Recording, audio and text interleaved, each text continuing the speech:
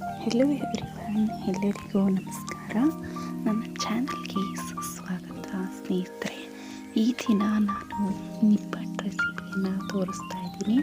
ನೋಡ್ತಾ ಇರ್ಬೋದು, ಮೊದಲನೇದಾಗಿ ನಾನು ಚಿಲ್ಲಿ ಫ್ಲೇಕ್ಸ್ನ ಮಾಡ್ಕೊಂಡಿದ್ದೀನಿ. ಒಣಮೆಣಸಿನ್ಕಾಯಿ ಮತ್ತು ಬ್ಯಾಡಗಿಯನ್ನು ಸೇರಿಸ್ಕೊಂಡಿದ್ದೀನಿ. ಈಗ ಅದನ್ನು ರುಬ್ಬಿದ ನಂತರ ಅಕ್ಕಿ ಹಿಟ್ಟಿಗೆ ಹಾಕ್ಕೊಂಡೆ.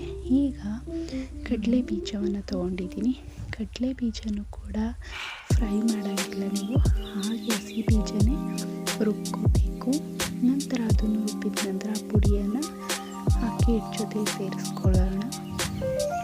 ನಂತರ ಹುರ್ಗಡ್ಲೆಯನ್ನು ಕೂಡ ತೊಗೊಂಡಿದ್ದೀನಿ.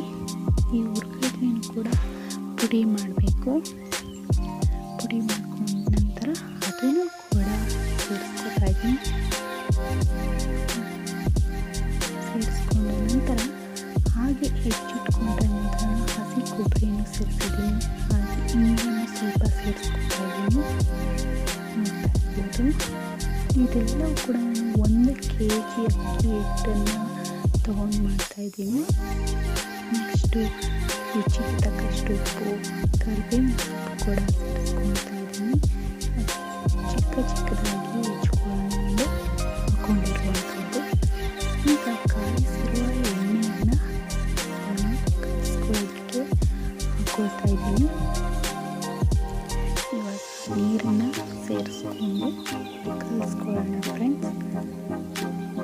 ಚೆನ್ನಾಗಿ, ಆದರೆ ತುಂಬ ತೆಳು ಆಗಬಾರ್ದು ಮತ್ತು ಗಟ್ಟಿನೂ ಆಗಬಾರ್ದು, ಮೀಡಿಯಮ್ ಆಗಿರಬೇಕು. ಆ ರೀತಿ ನಾನು ಇವಾಗ ಕಲಿಸ್ಕೊಂಡಿದ್ದೀನಿ. ಕಲಿಸ್ಕೊಂಡಾಯಿತು. ಈಗ ನಾನು ಉಂಡೆಗಳನ್ನ ಮಾಡ್ಕೊಂಡಿದ್ದೀನಿ.